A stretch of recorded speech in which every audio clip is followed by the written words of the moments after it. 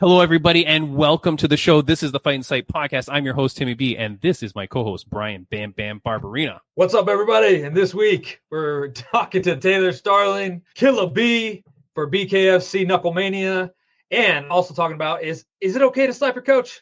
I don't know. We'll find out. Hit it! Hit it! Dang it! Ah! Ladies and gentlemen, welcome to the Fight in Sight podcast.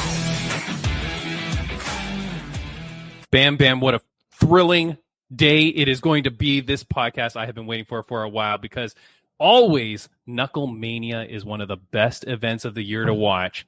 And I love it when we can have someone on Knucklemania. And someone who makes it a true Knucklemania is this guest. She last fought in BKFC at BKFC Sturgis, which was probably one of the best events of the year in all of combat sports. And it was headlined by this woman who put on one of the greatest fights of the year, again, across all combat sports. I'm so happy that she's here. I'm so happy that she's back at Knucklemania. And you two have a history where I think she does not like you at all, Bam Bam, but we are going to bring her in. Here is Taylor Killa B Starling. What's up, guys? What's Ooh. up? Look What a at good you. Introduction. I have to pinch myself every time I get an introduction like that. Killa B. Look, you are one of the faces of BKFC. BKFC would not be around if it weren't for some of the OGs like you, and now you are finally back. This is only your second Knucklemania, is that right? Yeah, it's crazy. I can't believe I haven't been on another one. I was wondering when I was going to get put back in, and finally, the fifth one, it's going to be in Philly. It's going to be awesome, and, I feel like this is my full circle moment. Full circle moment. Well, wait a second, because you have been a master of BKFC since it began, right? Knucklemania 1 you were on, and now Knucklemania 5 you are finally back. I will put up the poster here for those only listening on audio. The poster is here. There it is, January 25th, Knucklemania. That's a killer poster, man. Yeah, it is. It's sick. Yeah, you versus Bec Rawlings. Before we get into all the nonsense we're going to talk about, what do you got to say about this fight? Man, I'm excited. Bec is a legend in combat sports. To be honest, I'm not as excited that it's her because I wanted to fight somebody at 115 and get my title shot back. I feel like I thought I deserved an immediate rematch against Britain. But I'm going to have to work my way back to it. But they kind of give me Bec Rawlings, which is a curveball, which she's been loyal to the company. She's been in the game for a long time. I think they were just trying to give her someone who's game to fight and who's going to bring a fight to her. But it's not really exactly what was on my list of who I wanted to fight. But I got to take it as I can, and all respect to Bec, but she's in my way of my title shot again, whether it's a heavier weight or not. I just see her as a roadblock to getting my title shot back. What weight is this fight at? It's going to be at 122. Well, it's 121 plus 1. Okay. They wanted to go, I think they wanted to be 125. Bec was kind of pushing back on the weight, but I've been training my body to go to 115 now, and I just think, I'm like, you know what? I've been here too, and I've been loyal to the company, so we need to meet somewhere in the middle, and Bec doesn't really like to cut weight, so she's going to have to cut weight just a little bit, but she's got to cut weight. How do you feel being able to have those extra pounds? Oh, man, it's awesome, because I'm I have, this baggy outfit. I'm jacked right now, and I'm just, feel so strong and so good, and I've been telling people, my kidneys and shit don't hurt, so it's nice to not have to be cutting so extreme and just be comfortable. I feel like this is my sweet spot. 125, there's just a lot of bigger girls, and then 115, I'm having to kill myself to get to 115. So yeah. So that's the thing though, because it is that weird spot where there's the two different weight classes, and if you find yourself right in the middle, but you've been doing really well, you look incredible. I'm telling you, Sturgis, that event, absolutely bonkers. Your walkout was crazy cool. I mean, the whole event was incredible. My whole life growing up, I used to watch wrestling, and I remember was it WCW used to have an event, I think in Sturgis, because it was surrounded by all the motorcycles and all that. And as a kid, I was like, that's the coolest thing ever. And now as an adult to watch, how did that feel? Knuckle. I mean, watch Fair Knuckle at Sturgis. No? Yeah, Sturgis was one of those things, like, I didn't even know what it was. And then once I heard about it, it was like I couldn't stop seeing it everywhere or hearing about it. And to be there, it was crazy. Like, you drive on this straight road in the middle of nowhere, South Dakota, like nothing for miles and miles and miles. And then you get there and it's like Mad Max. And there's just like every walk of life everywhere. All the girls with their tops off, but it's like the ones you don't want to see with their tops off, like walking around. And it's just like, it's complete chaos. People had like giant like cesspool, like swimming pools of like pond water, and they're all like in it. Just, it was crazy. And then like when I went to walk out, I think there was 16,000 people in attendance. And when I went to walk out, it was awesome. Like, the weather was perfect. There was thousands and thousands of people like on top of each other, like holding each other up on top of the buildings, on top of the bars, trucks. Like, it was crazy. And everyone there was so nice. And they definitely loved the bare knuckles. So my goal is to definitely get this title shot back. And I want to do it at Sturgis again. I think that would be the way to do it. Yeah, it's crazy. I mean, think about it too, right? I know I don't want to talk too much about the past fight because we got this one coming up, but I just have to say, it honestly, Taylor, it was one of the best things I'd ever seen. And how crazy is it that it was like bare knuckle in Sturgis with all those bikers and stuff like that? All the fighters on the card are these big burly dudes that look like Bam Bam. and then the main event is these two blondies, right? Like two blonde girls, females. Yeah. And you put on probably and the best fight of the night. You know what I mean? Like, it was absolutely insane. So, I mean, it's just such a credit to you. You're at Knucklemania now. You've got Bec Rawlings. You want the title after this. Is there anybody else on your hit list, though? Like, there has to be some people that you just don't like the look of and you want to beat up. I don't. Let me choose my words carefully, because this got me into a bunch of shit last time. But there's definitely a couple of the 115ers that I don't really care for, but they're not even worth my time. And I mean that in the most like respectful way. Like, my level's up here and they're on this end. Like, for instance, there's Crystal Van Wyck, there's Sarah Shell, and like, I don't mean this in a disrespectful way, but like, these girls are just like garbage. They're kind of thinking that they're better than they are. And but I would like to fight one of them, but it's not even worth my time. Like, I should be only like, me and Britain are the only two in that division that make sense. And like, Ty Marie is a great fighter, but she's only fought twice. And like, I think, like, I just have this feeling she's going to end up getting my title shot before I do. And I don't think that that's what should happen. I think she should at least fight me. And then one of us can fight Britain for the title. Right. But yeah, no, I think there's a lot of good female talent. I just don't think that they're on the caliber that like me and Britain and like the other females are on. Like, we've all been in it a long time and got some good ring time. So I think some of them need a rude awakening. But I don't want to lower my level just to fight one of these girls and beat them up just to get a win. Like, yeah. You know? This is the most respectful way to call people garbage that I've ever heard. You know, Bam Bam, like, I didn't say that. They're gonna. I know. They're gonna have their husbands and sisters telling me what a piece of shit I am on social media. Yeah. I definitely think we know who the call out's gonna be after this one, though. Oh yeah, Britain. Yeah, Britain knows it's gonna be Britain. That's exactly that's exactly it. We got to run it back, and like, you know.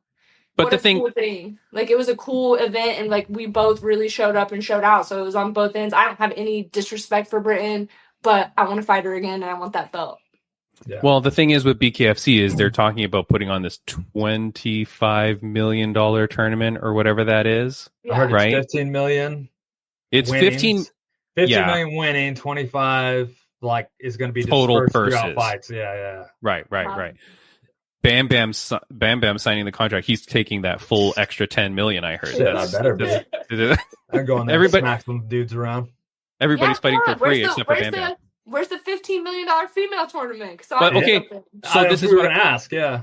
But this is what I want to say though, because here's the thing. Like, you're saying, like, okay, I want to fight Taylor because I want to fight Britain because she's the name, right? Yeah. I feel like we need to build up this women's division a bit. You know, and this is around the world, Bam, because friend of the podcast and possibly our next week's guest, Denise Zamboanga from the Philippines, she just won the 1FC interim title shot. Okay, I've had her on the podcast before. She's a great girl. She wins. But that division over there, there's like 3 people in it, I think. Yeah. You know? And it's like, and they had a Grand Prix 4 years ago, and there were like women from all different countries, and the whole thing was so cool, and you were like rooting for all your different people. But as the years have gone by, they're all gone. And I'm like, well, who's in this division now? Similar a little bit, again, no disrespect, but to BKFC, it's like, we've got Taylor, we've got Britain. We got Christine, we got Jade. No, but Jade is 125. Yeah, but like I feel like what I mean is like within women, yes, that's you can name 5 of us that are like the pioneer OGs, been there, stayed there, good at fighting, actually like worth. Well, also the ones that have a draw too. The ones that have a draw, like all these other ones. But as 115 is me and Britain. It's me and Britain sitting there at the top. Like there really isn't. I mean, the girls. There's some decent people, but like I said, like you put either any of them against me or Britain, and they're going to be starched. So yeah. If you could pick any girl in any MMA organization that you could just bring over just to beat up, just for fun. You know what I mean? Like, because they're like, okay, Taylor, you need to wait for that title. Yeah, like a super fight. Let's say a super fight. Yeah, we just need you to beat someone up before the title shot. Who would you like to beat up? I can't even think. All the girls in the UFC scare the shit out of me. I'm trying to think like 115ers. I don't even know. Oh, Thug Rose. Nick says Thug Rose. Thug Rose. Oh, Wrestling Thug Rose over. She's got the boxing though. Yeah. Her boxing, like her last fight, her boxing was solid. Still, I like that. Taylor B versus Thug Rose. Next fight. I don't want that. I don't want that. Oh my god. I'd rather bring over someone like.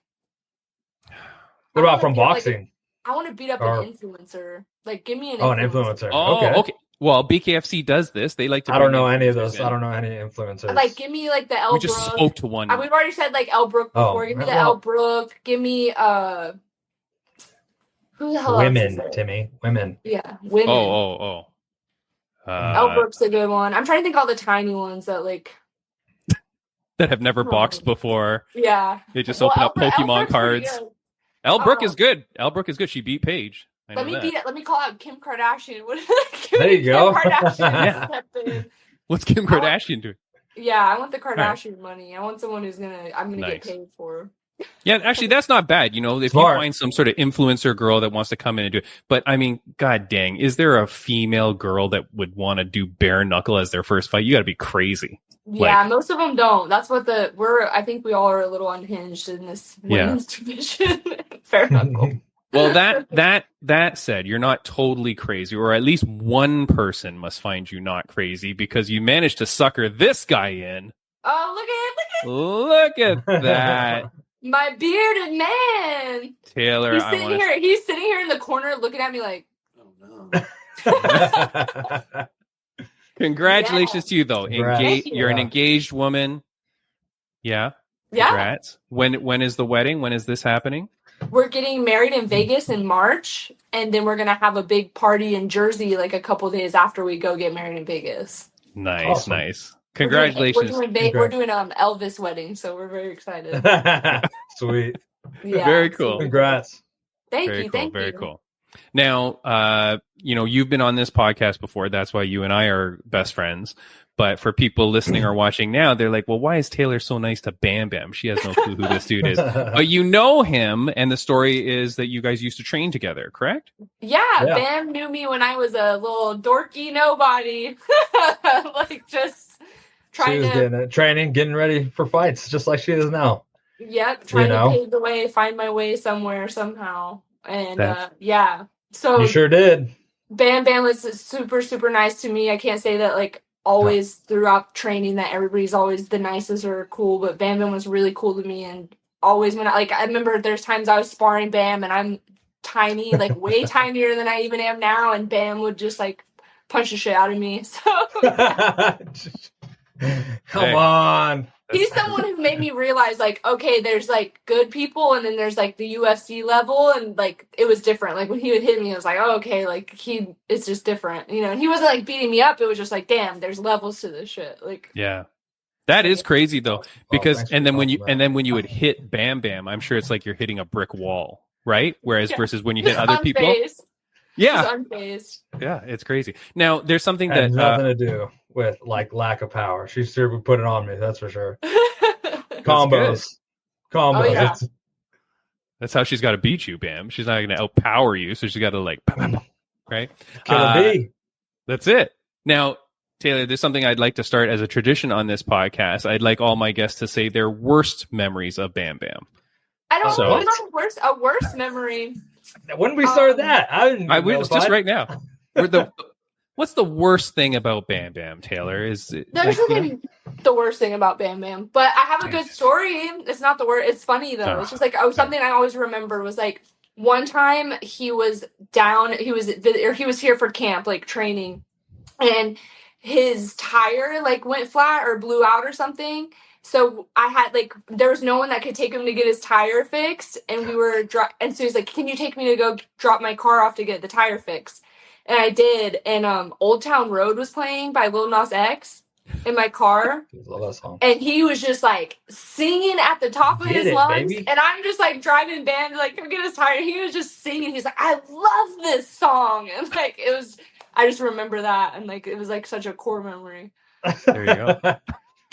I got Bam, quite Bam. a singing voice. I mean, if you got it, flaunt it. So you got to do, man. Taylor, so here's the thing. We just found out that Bellator, they just announced it today. I don't know if you saw the news. I've been kind of predicting, or I think everybody's been I predicting predicted forever. That Bellator was going to fold, right? That it's just they're just not doing anything with it. Do you have anybody at your gym that's been talking about that? Have you had anybody that's like talking about the drama going on there? No, but my fiance, one of his best friends, is Corey Anderson, and he was supposed to fight I know Corey. Nimkov. He was supposed to fight Nimkov, and You've been Nimkov getting pulled ducked. out. Yeah, ducked. If it walks, He's been like getting a duck, ducked. It walks like a duck, it's ducking. Yeah. So we were really like not pumped. But we were wanting him to fight Nimkov again because they need the trilogy, but Nimkov is a pussy, so that's what happened.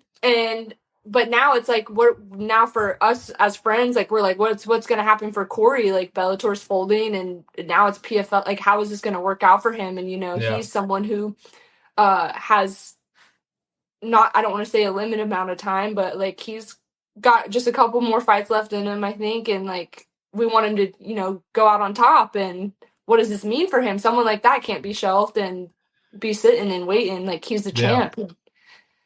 What is that? That's really disheartening, I actually just seen, like right before we got on, was on Instagram, seeing him post that his wife like come in and said, "Hey, Bellator is no longer a thing," and that's how he found out. Was his wife seen it, mentioned it to him, and he's like, "What are we gonna do now?" And it's like, man, that's him, like crazy. And like you said, yeah, he's a champ. He's a high level fighter.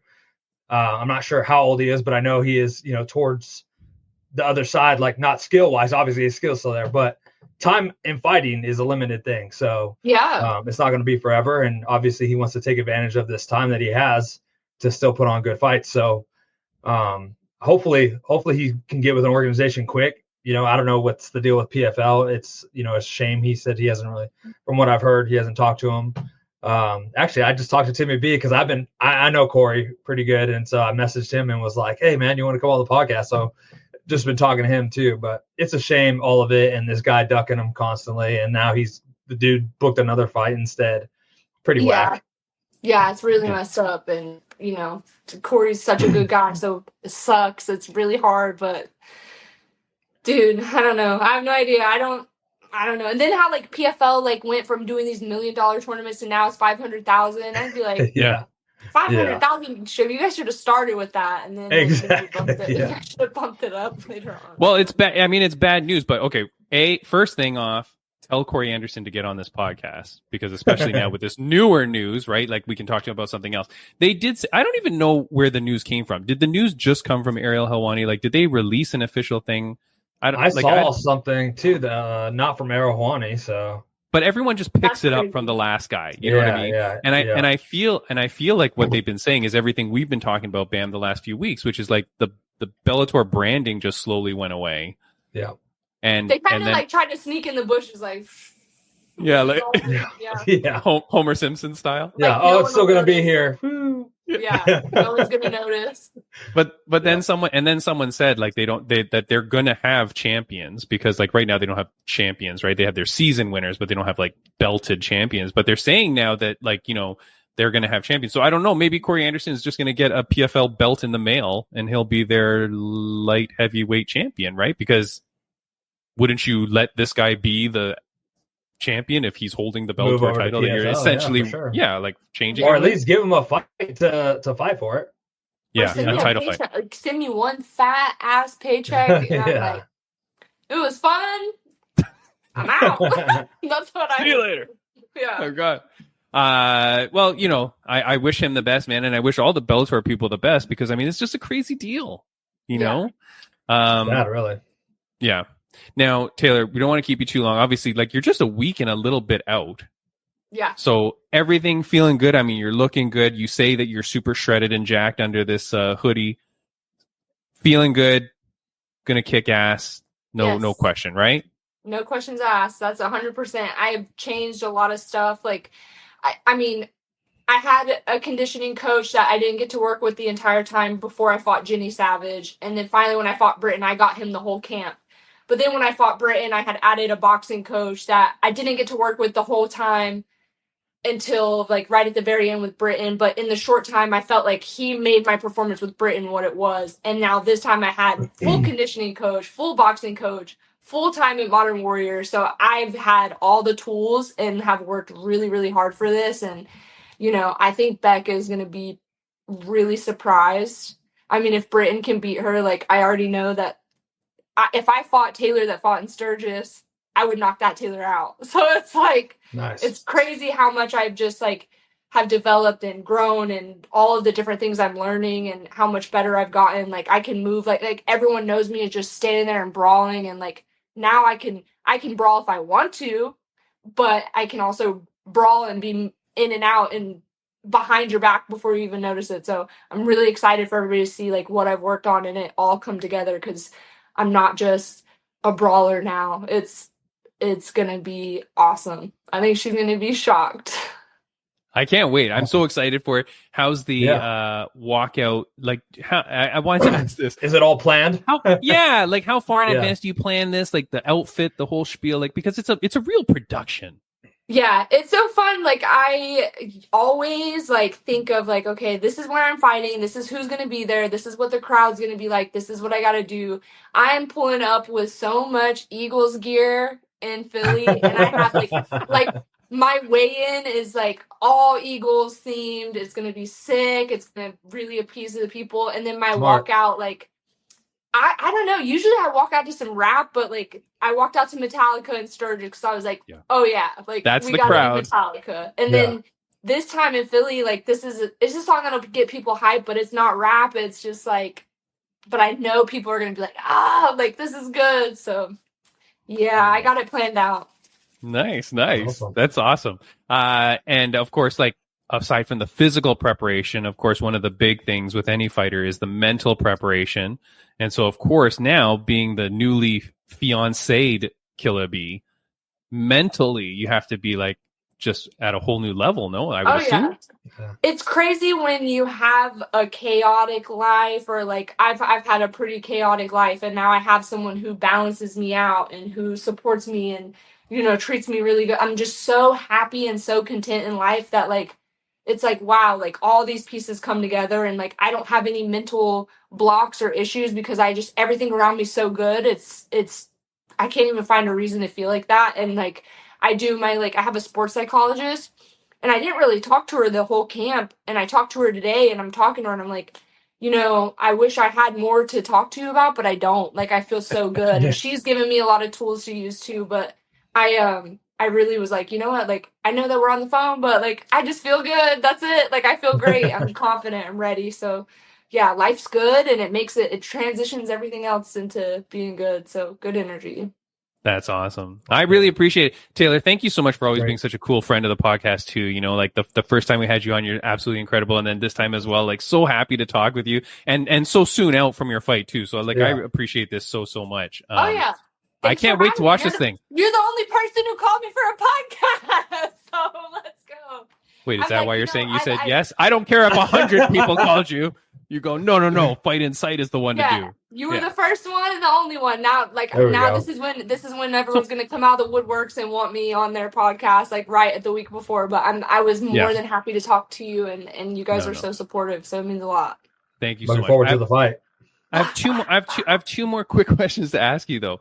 One, do you feel like BKFC doesn't get a lot of publicity and stuff? Like I don't know, because you're the huge face of it. I would think that there'd be places all over the place trying to get a hold of you because they'd want to promote the event. Interviews, everything, yeah. Yeah, just... they actually, I will say this, like, they do have some PR people that try to, like, really push for me to, like, do stuff and do little gigs. Like, they're trying to get me, like, on some news and radio stuff. Yeah. So they try, but I feel like back in the day, when I first fought Knucklemania, it was, like, everybody was calling me, everyone on a podcast, everyone on that. I feel like it's kind of calmed down, which is fine by me, because I'm, like... Some of these people are insane, but yeah, like they do their best to like get their own stuff out a certain way. But as far as like, I just don't get as many random messages and inbox DMs for podcasts and stuff like that, which is, like I said, fine by me.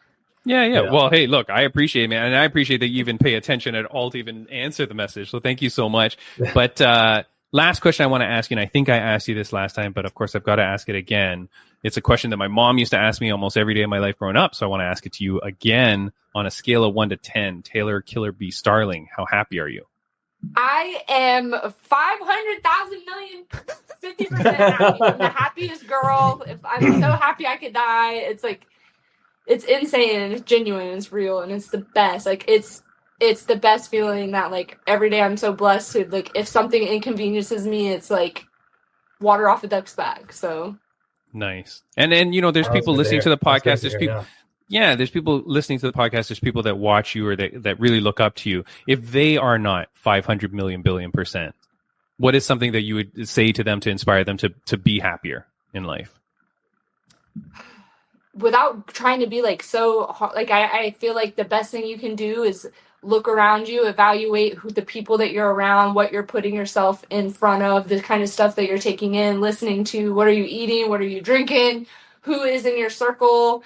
I feel like the reason I am so happy is I'm a reflection of the people around me, and you got to put yourself in good situations around good people who want the best for you, and if they don't want the best for you, fuck them, kick them to the curb. Yeah. But yeah, good people. You gotta surround yourself with good people who genuinely care about you, and if you're not in a circle of good people, then it ain't it, man. Yeah, that is very, very true. And one quick thing I want to ask you: a few people wrote in questions, so I feel bad if I don't get to a couple of them. Really quick, fine. You okay? Yeah. Okay. Really, really quick. I'm sorry. I've remembered now because I don't do this for everybody. I don't always ask for fan questions, but when it came to you, I'm like, well, I know people always want to ask Taylor stuff. So, just really quick on the answers here. If you could talk to your younger self at the start of your career, what advice would you give? The same thing I tell everybody now. Don't give up. It's crazy because I always believed in myself more than like at the times like than other people did, and I saw something bigger for myself. I was just telling myself, don't give up, just keep doing what you're doing, it's all gonna pay off. And that's always my biggest thing. When people ask me for advice, I always say never give up. Like shit might get rough or life might throw curveballs at you, but if you keep pushing, the universe loves a stubborn ass bitch, so you gotta keep going. I swear to God, every question you ask Taylor, she comes out with like a TED Talk answer. This is what happened last time too. It's like I never know when to end the podcast. Hey, that was fire though. That's what I'm saying. Okay, last one I'll ask you. What's the one thing you hope fans take away from your journey as a boxer?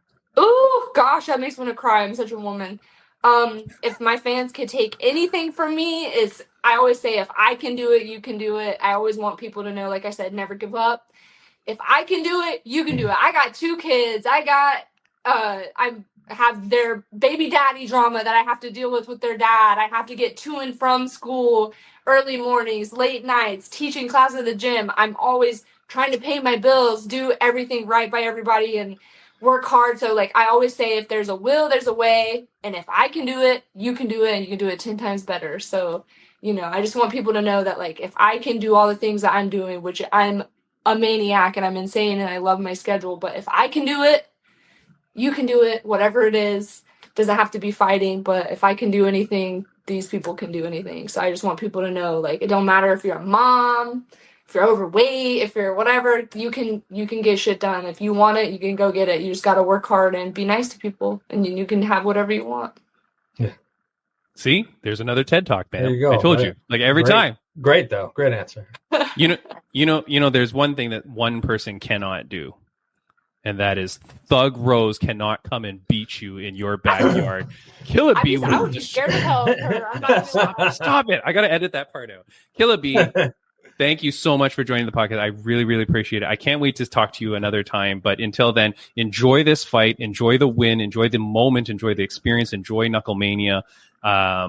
Enjoy getting married. Yeah. Enjoy Vegas. Enjoy the New Jersey. All those things that are there coming to you. Like, I can't wait and so excited for you. And make sure you tell Corey Anderson to get in the Fight and Sight podcast. It was great talking with you. Yep, great talking with you. Congratulations. Bye, man. Bye, guys. I really appreciate it. Bam Bam, that is your old good friend, your training partner that you used to beat up. That you used to beat up. How dare you? It wasn't. No, I didn't beat up anybody. You don't recall beating her up? No. That's because you probably beat up. That's because you probably beat up so many people. It's like just a. I forgot. Yeah. It's like, another one. You know, it is funny though, because when I started training, I forget if I told you this, but when I started training, I didn't know that my coach was a UFC fighter because he looked so different. People tell me that all the time. Like he had a beard and like whatever, but he like even facially he looked different. So I didn't realize it was who he was. And I think probably before I knew that, but especially after I realized he was a UFC fighter, you really knows the difference. And the one thing was like, you know, you could be sparring with another guy and, you know, you take a few shots or you give a few shots, you land a few things, but against him, it was like I was hitting a brick wall. Like, I'm like, what the hell's wrong with it? Like, why is he so strong? And like, it was crazy, dude. It's a total different, it's like a different animal when you're a high level athlete, my friend. Yeah, I guess. I don't feel any different, I guess. I feel like, I don't know. I feel like I learn something from everybody, no matter what level they are. If they're their first day in the class, you know, I feel like I can learn something from anybody. So, sure. But that's because you're a nice guy. And, you know, if I ask your former sparring people, they'd probably say something like that. Say I beat him up. Yeah, what a jerk. Friends of the podcast update, Bam, I do want to say thank you to Rageworks Podcast Network. Of course, you can listen to our podcast there on audio, but you can check out many great audio podcasts. Go to rageworksnetwork.com. Make sure that you check out Fight League Atlantic, FLA 18, February 1st in the Moncton Coliseum. Go to fightleagueatlantic.com to get your tickets. Bam, last week we had Mr. Mean Devin Turner on the podcast. Yes, sir. I know he's been so excited, man, and that dude is working hard. And then I've been looking at the card top to bottom, and the fights look absolutely insane. There's a few fighters coming in from Mexico. There's a few fighters coming in from West Coast Canada. So it's going to be a very international card. I'm very excited about like all the different fights. And go check it out. FightLeagueAtlantic.com. I will be there. I don't know what I'm doing for sure, but I will be there for sure. I will definitely, probably, maybe host the weigh-ins. Maybe, hopefully, possibly commentate. We'll see what's happening, but I'm going to be there for sure. Moncton Coliseum, don't miss it. And then, like I said, while we were talking to Killa B, Denise Zamboanga captures the interim atomweight championship. I haven't had her in the podcast in like 4 years. She was like she was my first 1FC athlete on the podcast. Okay, nice. First ever to get her back on, right? Yeah, well, we've been talking. We were supposed to have her on before, because remember we were trying to book it. We were scheduling it up. Right after she wins, I think it must have been like within 6 hours of her winning the title. She messaged me and says, "Let's get on the podcast." So that's awesome. I just gotta book it and figure it out. First ever female Filipino champion, I think that's what it is. And she's the interim champion. She's going to fight Stamp Fairtex in her unification belt because Stamp was injured. Okay. So, I mean, that's a huge fight, man. You know Stamp Fairtex? Do you know who that is? Sounds really familiar. I'm sure I've seen Insane, it. Yeah. dude. Like one of the greatest female fighters on the planet, any division, any weight class. She's like a Muay Thai superstar, but then she becomes like a MMA fighter, and she's fantastic. Her and Denise actually former training partners. Wow. And former and friends, but they now are going to fight, and they Well, at least it's for the belt, right? yeah, for the belt. And unlike stupid Aljamain and Merab, like they're saying, no, we're the top two, we're going to fight each other, so let's do it. So that's going to be crazy. Me and my buddy always said, like, if it's for the belt, we're fighting. It don't matter. Yeah, man. Like you got to do what you. No matter what happens, if it's for the belt, we're fighting. Yeah, and we're trying to kill each other. yeah. The other thing I'll say is like what's coming up next on the podcast, like for guests. So Denise Zamboanga, hopefully she will come on. Corey Anderson, get the goddamn on this podcast because with this Let's news, go, man, Corey, come on. Yeah, because with this news, keeping us on hold here. Yeah, with this news now, with Bellator being 100% gone, and you want to know what really pisses me off, man, is that last week. This is why sometimes I don't like maybe having two guests on the show because I don't get to like the news stuff as much. Yeah. You know, I try to like throw it in with the interview to kind of like be able to at least talk about some things like we did with Killa B there. Or with me and Devin Turner, we talked about the Instagram growth, right? Yeah. I swear to God, dude, I forget if I said on last week's podcast, but I was all lined up with all my Bellator is gone stuff because their branding was gone off the February card. I think we did talk about the fact that there's the February card, but nothing else. Like a manager was speaking to me. I forget. I talked to so many people, but a manager had told me like, dude, there's no Bellator cards. Like my fighters that are represented by Bellator or that are assigned to Bellator, they have no fights and there's no cards. There's nothing. Yeah. So like you can see the writing on the wall. Not only Corey Anderson, all these fighters in Bellator who, dude, he obviously had no idea. Like it was just all of a sudden going to be gone. That's what happens. Yeah, normally you hear like, okay, hey, we're going to be transitioning you over to PFL, whatever, so on and so forth. Now you got to think, what happens to those fighters? Yes, to the sex of their choosing.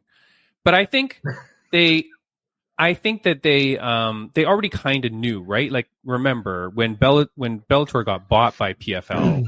There was already all the drama with all the fighters not knowing what's going on. That's why you had a bunch of fighters that jumped ship once they were allowed to, or once they got released, once they asked to be released. The rest of them kind of knew, like, okay, I'm in Bellator, but it's owned by PFL. I can do whatever. Like, you kind of knew. So I don't think anything changes. That's what I think is a little bit confusing for people.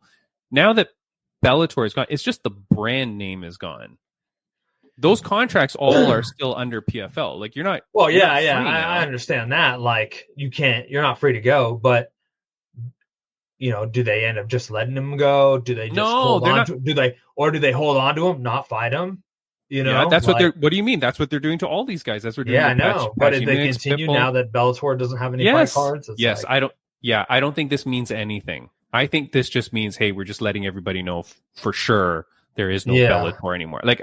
I don't think this does anything to continue on with like regular fight cards on top of their tournament stuff, not just their tournament stuff. No, but that's what they're saying. They're going. Yeah. But the news is that's what they're going to do. They're going to do this.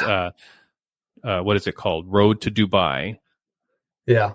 And then instead of Champion Series, which was the Bellator thing, but it was Bellator Champion Series, but now it's PFL Champion Series : Road to Dubai, which the Road to Dubai leads where? Like why do we care about Road to Dubai? What does that even mean? I don't understand it, but I don't know. You want to talk more crap about Bellator? There's this that I thought was really weird. Like this was really weird, man. Oh, okay. Well, there's one other thing, but quickly hold on. Here's my picture of boom, FLA 18. Nice. Make sure you go get it. I want to make sure I get that up there. All right. This here was... This is the owner of PFL, right? Yeah. Now this, I sent to you this, and for people only on audio, I'm putting up a picture of Donn Davis, who's the founder and chairman of PFL. This was on his LinkedIn.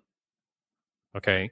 So bam, this is how much I try to get good guests. Okay. Like I friend people on LinkedIn to try and get them to come over to the podcast because, maybe the thing. But anyways, this is the weirdest post ever, Bam. Because when you think about how PFL is not doing well, we covered their social media gains last week, and like we all know, right? Yeah. Here's what Donn Davis says, and I feel like this, to me, there's no accountability, no self-reflection of like, what did we do wrong? Because he says, building my company has many issues and setbacks. 5 hard things that happened to PFL in 2024. Number 1, several potential new investors wasted huge amounts of our precious time, but we found the right ones. So he's saying he wasted time with potential investors. That's what you freaking do, isn't it? Yeah, I mean, you got to test it, right? I mean, yeah, you're like not going that's to know what off the happens. bat if it's going to, you hope it's going to be good, you know? That's the, I don't know. that, I mean, like, I waste time. Of course, I waste time all the time. I message. I don't know. What's my ratio? Probably like 20-1. I'll probably message like maybe 20 fighters and get one on. Really? You know? I think so. That's why I'm hoping you help me out with that. I don't know. I messaged one and he's kind of not yet. We're not there yet, but we're almost, I think. But I could get some more, but it's kind of like, well, where are we at? What do we want to talk about, at the time? Yeah. So, well, it's always about people that, but I'm about 20-1. But I mean, I'm just saying, like, but if you're an investor if you're a business and you're talking to investors, of course you're going to spend a lot of time schmoozing and trying to figure it out before they jump on board. So how is that a reason for your problems? Number 2, big new advertiser agreed to deal and was in final contract, but new management stopped the deal. Yeah, that sucks. Okay, normal. I don't backup, maybe. I don't know. Like, it's but hard. Is that like? I mean, I know. Being an entrepreneur myself. I mean, you're gonna have setbacks. There's gonna be setbacks. You just kind of gotta roll with the punches, and do the best you can, and kind of be upfront with people, really. And that's what I think has been. The biggest issue really is just being upfront with, I just don't get, And I mean, we don't have to go through each one, but okay. Number 3, some Bellator star fighters complained on social media about not fighting, but PFL makes best overall decisions considering all our fighters. That's a 100% lie. We are growing so fast with our international leagues that costs in some regions are too high. And then major new initiative and expansion is delayed a year by one of our partners through no fault of PFL. Like all entrepreneurial companies, we face issues, blah, blah, blah.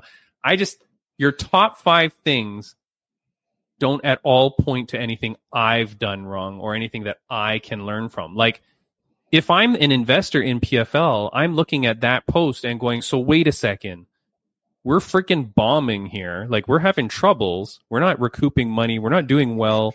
Francis Ngannou sold 10,000 pay-per-views. And your top 5 mistakes, none of them are because of you. None of them. Yeah. You're saying I could do better. Here's what because essentially you've just blamed 5 other people or 5 other things. That's very weird to me, man. Yeah. I don't know. You gotta take accountability for some of it at least. Got to take accountability, and you have to. And how are you learning from those 5 things? That's the thing. Like, if you're just saying, "Oh, that guy wasted my time. This guy bailed out. This guy, blah blah blah," shouldn't you be saying, "I should have had backups for this. I should have been planning well. I should have managed my time better." You can still say those things, but how are you going to improve? Life lesson from Timmy B. You know what I mean? Like, figure his shit out and right? Figure it out, man. That's kind of a slap in the face to the investors, but a real slap in the face, Bam Bam, is what happened just this past week at UFC, the first event in a month. Victoria Dudakova slapped her coach in the face at the end of the fight. Did you see that? I saw clips. Actually, I happened to just I did watch most of the card. I missed the early on fights. Had something going on, so I actually missed it, but seen the clips of it. So I didn't know. Did that fight go to a decision? No. She got finished. No, she gets finished in the second round gets finished in the second round by former guest of the podcast, Fatima Klein, So I'm so happy for her because we had her on before she made her UFC debut, which ended up being on short notice, a weight class up. Yeah. She lost, but she did very well. But this is the thing, Bam. This is why I always say to fighters, don't take freaking Contender Series. Because if you lose on Contender Series, I'm so worried you will never make it to the big show. But if you take a short notice fight and you lose, well, yeah, you already got a contract for. You've already got a contract, and fights. unless you did really badly, they'll probably give you that next fight. And so that's, to me, way better, man. Yeah, I just think what's hard about that is, the likelihood of getting the short notice with all these other fighters that are right there on the short notice call. So it's really on like which manager or fighter is out there really pushing more, getting to them faster, knowing some. And usually it happens to where like the fighter that fell out, their management team has the guy, has the guy to fill in. That happens a lot because they're the first ones to know, that like, hey, this guy, our guy's got to go out. We have this guy to fill in, and whether he's, ready to get on the Contender Series or, it's like, okay. But I have noticed that they are taking a lot of people off from the Contender Series and get them these short notice fights if they're ready. So that's one thing I will say about the Contender Series is, if you go out there, you put on a good fight, you still don't get the contract. I feel like some of these guys are getting called to take on these short notice fights. Yeah. Well, it's so funny you say that because obviously another friend of the podcast, someone that I've had on, is the manager or the owner of Sucker Punch Entertainment, one of the biggest management companies in all of combat sports, Brian Butler. He just posted a story today where he was doing a video call with a guy saying, you've got your UFC shot this weekend at UFC 311. So like, that's like where you're right. If you have the right manager, they're going to be connected and be able to get you that thing. But again, that's all part of your building your brand. Bam. That's why. And we didn't talk about it with me and Devin Turner, but if he's watching now, dude, get on your Instagram, start promoting. And for all the amateur fighters, right? You got to build your presence, build everything up, and then make those right connections, because that's how you're going to get these opportunities. Yeah. And for Devin, like what we talked about with him is like, if you got video of you, and you going with the crowd and everything like that, definitely get those videos out there, man. Let people see it. And, there'll be haters, there'll be lovers, but you got to get it out there. That's good publicity right there. Yeah, for sure. So anyways, okay, so this Dudakova girl, I just want to cover this story before we let it go. The Dudakova, she loses in the second round, gets TKO'd, stoppage. As it gets to, it's because it's on Fight Pass, I think. Okay. We kind of get like a lot of images where like there's no commentary. I don't know, maybe in the States they're in a commercial break, but for me watching on Fight Pass, you're just kind of seeing the camera kind of like look around, Yeah. And so what happens is you see Dudakova and her one cornerman is kind of touching her up, right? Like taking the blood off and whatever. The other coach comes and she looks at him and she's angry and pat. Slaps him in the face. You kind of see it from behind, but definitely it seems like it's a slap. It's the backside too, like of the guy. So I wonder if he like walks up and says something and then she's just already pissed. Right. So here's the thing. The internet, as they are with stupid people, they start going off going, Dudakova slaps coach, Dudakova slaps coach. And I'm like, well, is it her coach? Like, is it just a cornerman? Is it a teammate? Is it her friend? Is it her lover? Like, who is this? Because I don't think we know. And they just say coach, coach, coach. Yeah. So right away, I'm like, whoa. We need to know more of the story. Yeah, because then they're like, oh, she should get let go from her team or whatever. I'm like, well, first of all, you don't know that it's her coach. Yeah. Okay. Yeah. Secondly, and this is the question for you, veteran of the UFC, Bam Bam. In that moment, during the UFC fight, aren't you the boss? Like, you're paying your coach to be there to be your cornerman or to be your coach. Aren't you kind of the boss in that situation?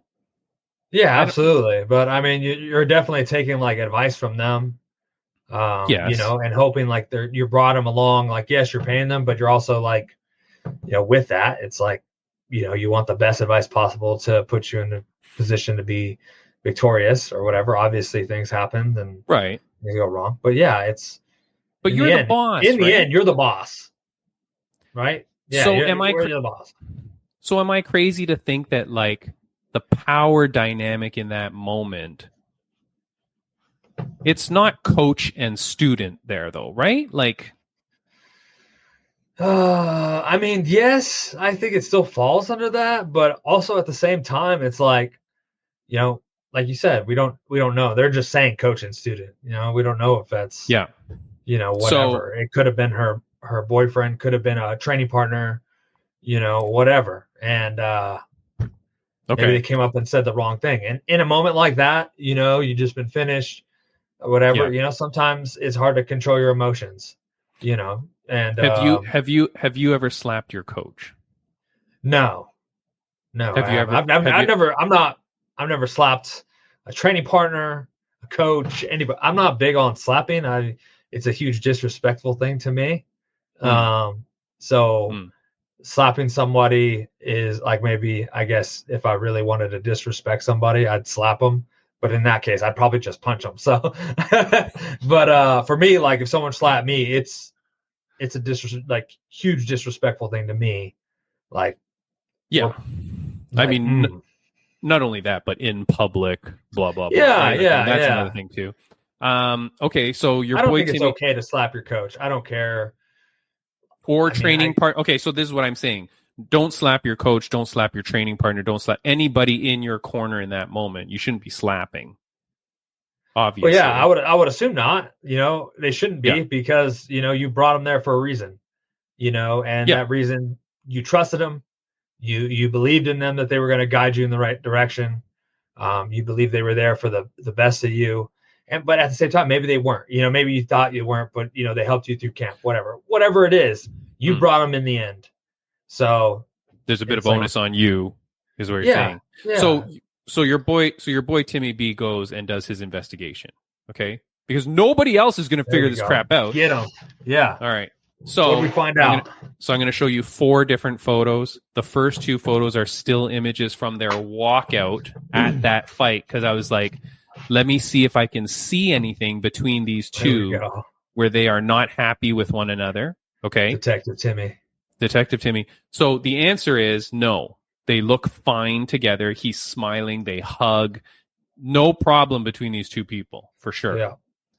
Then there's a photo in the bottom left I'm going to show you. I think they're dating. I feel like maybe they're boyfriend-girlfriend. Okay. Then I'm going to show you a photo on the bottom right, which is from a fight 4 years ago. He's her coach there too. I went and watched that fight, some Russian underground league. So this guy, A, has been in her life a long time, at least 4 years, has been in her corner a while, definitely showed positive vibes during this fight. And then it does seem like they might be dating. Okay. So there's the photos, right? Yeah. Then I try to figure. That's the dude, for sure. That's the, like I'm like the corner, in the corner pictures, like her hugging him and stuff. That's the dude that walks up and she slaps. Yeah. What are you saying? Is the guy in the top left the same as the guy bottom left? No, I know he is, but I'm saying like out of the 3 corners she had. Yeah. Because her 2 corner men are both wearing black jackets. Got it. And it's the guy, and the only guy wearing the white shirt is him. And I'm just literally watching it again on Fight Pass now. Yeah, that's him, man. And she's like, because you don't see his front, but you definitely know that's him. And he gets slapped. It's tough. Her other 2 corners. You don't know their relationship. Obviously, they look close. They look like they've been together for a while. They look, maybe they have some physical, connection. Yeah. So you don't know what the feeling was in that moment. Maybe, obviously she was upset over the loss. Yeah. We can't see. We don't know if he came up and said the wrong thing. Emotions are high. Yeah. The fact being that they are, like I said, I don't think it's good to slap anybody at any time, but it happens, and there's reasons for it or whatever. Emotions run high, and because I think they're so intimate, if they are, they seem to be. From the looks of it, intimate, and even if he is her coach, that I think it brings up different circumstances for sure. But it's like you can't be like, oh, kick her out of the gym. She slapped the coach. It's like, so Wait, so you're saying that because you saw those were the comments, right? Yeah, those are the comments. Yeah. So But it's like- because those are the comments you see. They're like, oh, this chick needs to be kicked out of that gym. No way does that chick blah blah. And I'm like, you don't know the relationship here. Also, she is Russian, and I don't know culturally. Dude, you know what I mean? Russian too. Yeah. So they're a tougher thing. So I did find out. I think this is him. This is his Instagram profile here. This is Sambo. Like him. No, it is. No, it is. It is Sambo_34. I think that's who he is. But here it says senior coach of the Russian national MMA champion M1 selection Europe, the winner of M1 fighter season. This guy has been around, man. Yeah. You know, I couldn't figure out how to translate his name because it's there written in Russian, and I couldn't figure out how Who to. knows? Maybe he said, you know what? Just slap me. You know, it was my fault. Slap me. And she's just like, boom. Yeah, you don't. Yeah, you don't exactly. know. That's what I mean. That's what I mean. Know, so you don't. You don't know, and you don't know the relationship, and you don't know whatever. But I was just like, again, stupid social media and people that have no freaking time to like research anything. They just immediately were bashing this chick. Yeah, he didn't react. No, he's been slapped by bears, dude. That guy. They didn't even face him. Yeah, he was like, "What? The fly? What the heck?" Yeah. But anyways, like that's Gets back to the social media picking up and running things, just because And then I feel bad too, though, because the story goes off, right? And the way we live in today's world, that news cycle is going to go, and the next time you see her, you're going to go, "Oh, that's that chick coach. What a bitch!" Blah blah blah. Right? But you don't know, like you got to let people figure out their shit, in the story. So I feel like whatever. Sure. Yeah. Okay. Can I just say one funny thing that's happening as we're recording this? Yes, please. Kelsey DeSantis, one of my favorite people in the world. She's the girl that fought Clarissa Shields at PFL and spilled the beans on all the drama at PFL. She just messages me with another person in the chat. Like she's created a group chat. And it says, "I'm happy to connect you both. This is my friend. She is connected with Corey Anderson and mentioned it would be good to have him on and cover the news about Bellator being disbanded, seeing as Fight Insight podcast is the only one who covers how the majority of fighters outside of the favorites are treated." Boom. I like that. Here we go. Get it. I give that credit to you, Timmy. I don't get no credit for that, but First of all, I love Kelsey DeSantis because she is so real, man. I'm gonna get this wrong. She's a veteran, a Marine veteran, super high level in the Army, in the Marine Corps, in the Marine, super high level in there, and she's a fighter and she's a badass and she's just so cool as shit. And I'm so glad that we became friends. But if this connection works out, then maybe next week we got Corey Anderson. So I will follow up on this.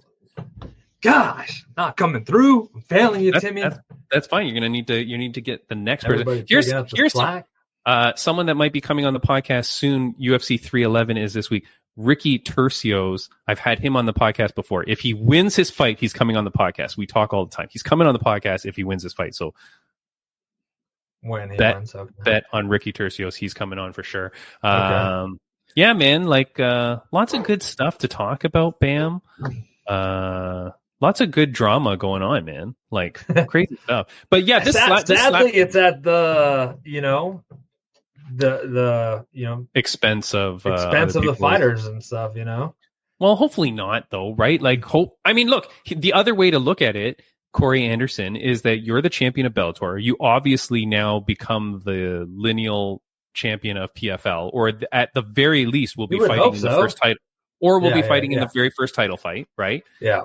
And if PFL now gets their shit together and says, okay, shit, this is what we're going to do, maybe this opens up the doors for everybody. Maybe this now gets things going. Like, figure stuff out, get the divisions in order, figure out your rankings, figure out whatever, and give these people fights. That's all we need, right? Yeah.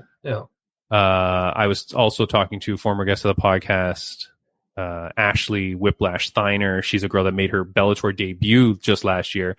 But then after that, you're just sitting there going, okay, well, now what? Like, there's no other card. Yeah. So hopefully that kickstarts things for her, right? Hopefully it kicks. So yes, it's kind of negative, but lights at the end of all these tunnels, man. Like, Yeah. you know, I actually fought with a girl just now on Instagram because she was saying, she was saying, okay, this is last thing, Bam. Are you okay on time? You're okay? Yeah. This is last thing. She said that she was like, okay, essentially this girl was saying, oh, Bellator's gone, good. None of these organizations can compete with UFC. You got to stop. This is nonsense, blah, blah, blah. So I said, no, what we need are more. I said, no, you need more promotions to help grow the sport and give fighters a place to earn a living. What we need is fans and businesses to support these organizations from the ground up. Get out there and support. The problem is that the heads of these companies aren't making the right decisions. That's the bottom line.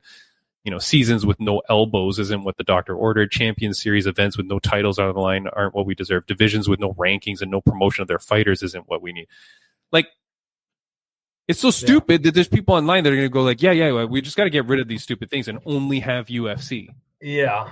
Well, you idiot. If you only have UFC, like, who can compete? Still, I mean, even for the people in UFC who, you know, obviously I'm a big UFC fan, you know, great organization, the best organization, honestly. Sure. But having other organizations and other options out there, not, you know, help the fighters make more money, you know, and really, like, when it comes time to negotiate and stuff like that too for a new contract, it's like, if you have another option, we're like, well, hey, you know, these guys are coming up, you know, they're getting closer, whatever, you know, it gives you more of an option to, like, okay, well, let me feel out this a little bit. What can I get over here? Right.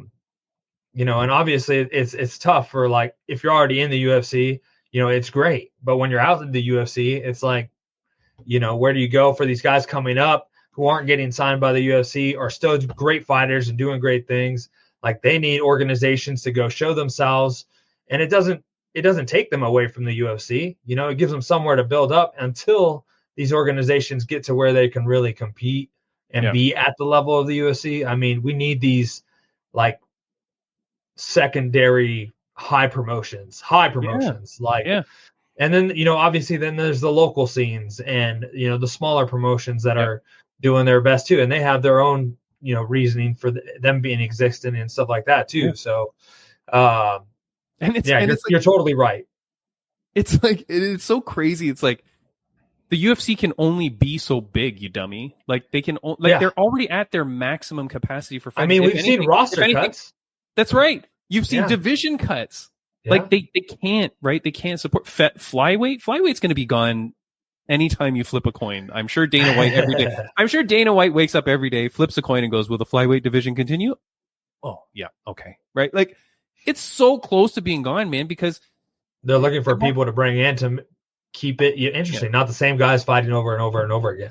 Yeah. So. And then you see what happens when you bring in, like, other champions. They just get whooped, right? So, like, you know, but there's levels to it. You need to grow. And then, that's what the person said too. They said, you just need UFC, and UFC just needs to pay them more.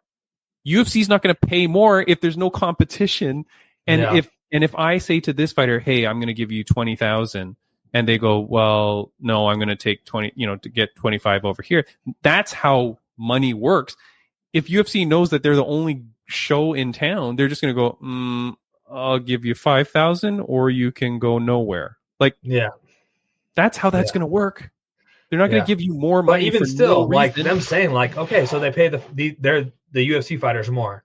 Okay, what about all the fighters who are coming up? What about all the fighters who aren't signed by the UFC? Yes, exactly. You know, like, where are they going to go?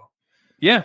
Like, if they don't, and then think about the quality of UFC in 20 years down the line, when fighters are like, so I have to be the top 1%, or I go work at Walmart. Like, why would you then strive for it? Like, I feel like the quality would get worse, because at some point people go like, I'm not going to shoot for that crazy goal and have no other option. I did. Really? But if you had no other option, like, I don't know, man. That's like, I'd be like, hey, maybe you should try football or something. Like, something with maybe more options. Yeah. I don't know. I do play the lotto every week, so I don't know. Maybe I am like, I guess. I play when it hits like high million billions, then I'll get a ticket. Yeah. Well, yeah. All right, Bam. That is it for this podcast, man. Thank you so much, dude. And that was great, man. Taylor Killa B. Starling, man. Go watch BKFC Knucklemania 5. Yeah, that's incredible, man. Great guest. Excited to have her on. Yeah, excited for her fight. Yeah. Going to be another great performance, I'm sure of it. And hopefully after this, she gets that title fight again. That's right, man. It's going to be crazy. All right. So this is it. If you're listening on audio, that's the end of the show. If you're listening on, or if you're watching on video, I'm going to put up a couple of clips of some of our more favorite interviews. Maybe I'll do the Ashley Whiplash Steiner one and maybe my last Killer B one. In case you love Killer B so much and you want to see more of her, I'll give you a second interview with her. Boom. Perfect. Buddy, have a good one, my friend. I'll see you next week. See ya. See ya. Bye.